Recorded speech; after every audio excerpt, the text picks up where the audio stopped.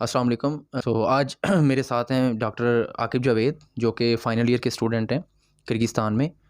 तो आइए आज हम इनसे कुछ क्वेश्चंस करते हैं और उन क्वेश्चंस में हम ये पूछेंगे इनसे कि इन्होंने बाकी भी तो कंट्रीज़ जैसे कि मौजूद हैं, लिस्ट 1 कंट्रीज़ हैं, 2 हैं, जैसे कि और रशियन स्टेट्स हैं। तो इन्होंने मेडिकल्स के लिए जो है वो किर्गिस्तान को ही क्यों चूज़ किया?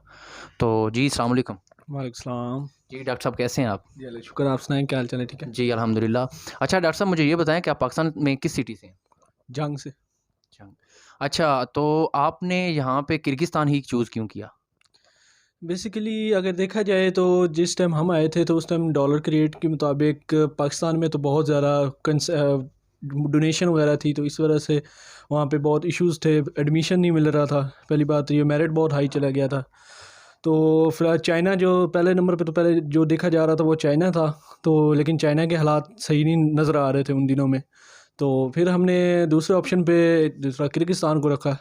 किर्गिस्तान में उस टाइम के मुताबिक अच्छी स्टडी देखी जाती थी, इसलिए इसको। और क्वेश्चन जैसे कि अभी पीएमडीसी आई तो उन्होंने न्यू जो है पॉलिसी बना दी है कि जो भी ग्रेजुएट आएगा फॉरेन ग्रेजुएट तो आके पहले प्रोविजनल लाइसेंस लेके हाउस जॉब कर सकता है। तो क्या इसका हमें फ़ायदा है?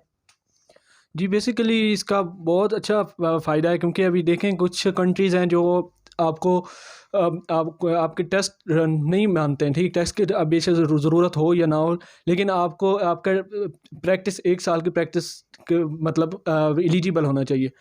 तो प्रैक्टिस फॉर एग्ज़ाम्पल जैसे हम सऊदीया की बात करें, सऊदीया में भी मतलब वो 1 साल का या 2 साल का एक्सपीरियंस मानते हैं। इसके बेसिस ज़रूरत हो या ना हो, लेकिन आपको आपका प्रैक्टिस 1 साल की प्रैक्टिस क मतलब एलिजिबल होना चाहिए। तो प्रैक्टिस फॉर एग्ज़ाम्पल जैसे हम सऊदीया की बात करें, सऊदीया में भी मतलब वो 1 साल का या 2 साल का एक्सपीरियंस मानते हैं। तो इसका ये हमें बेनिफिट हो जाएगा कि हम जाते ही बेशक हम साथ-साथ एनएलई भी दें और साथ-साथ अपना 1 साल का एक्सपीरियंस भी हासिल कर सकें। जी। जी डॉक्टर साहब एक और बात बताइएगा हमें कि जो पीएमडीसी आई है अभी, तो पहले कुछ जो स्टूडेंट्स थे जिन्होंने कि पीएमसी में एनएल स्टेप 1 किया हुआ था, तो अभी उन्होंने दोबारा पीएमसी को डिसॉल्व करके दोबारा जो काउंसिल का नाम है वो पीएमडीसी रख दिया है।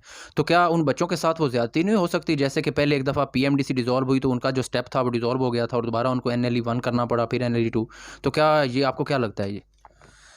नहीं, इसमें उन पे कोई फ़र्क नहीं पड़ता, क्योंकि अभी ये जो इनकी नई नई पॉलिसी आई है ना, तो इसके मुताबिक वो लोग सेव ही हैं। वो वैसे ही मतलब उनका एनालिस्ट स्टेप 2 हो रहा है, जिन्होंने मतलब स्टेप 1 क्लियर किया है।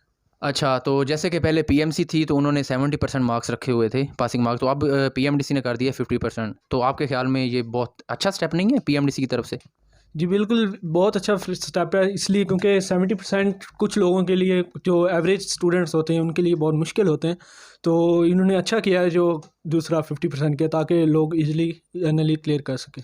अच्छा, आखिरी क्वेश्चन मेरा आपसे कि जब यहाँ से आप डिग्री लेके चले जाएँगे, पाकिस्तान में आप जाके हाउस जॉब करेंगे, लाइसेंस ले लेंगे, तो उसके बाद आपका स्पेशलाइज़ेशन करने का इरादा है और किस फ़ील्ड में आप जो है इंटरेस्टेड हैं स्पेशलाइज़ेशन में?